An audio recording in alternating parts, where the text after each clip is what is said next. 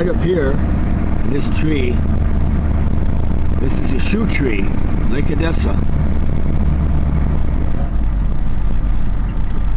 They've been doing this for years and years.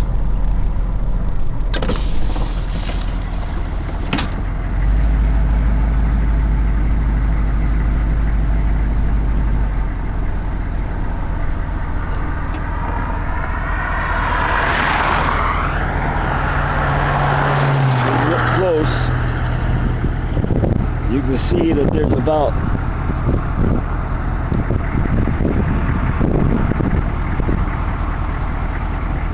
30 pairs of shoes up there, and they change all the time. They've been doing this for years.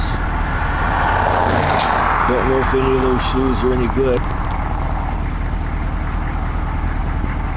but that's the shoe tree. Lake Odessa, Michigan. Bob the Clogger videos. Thanks for watching.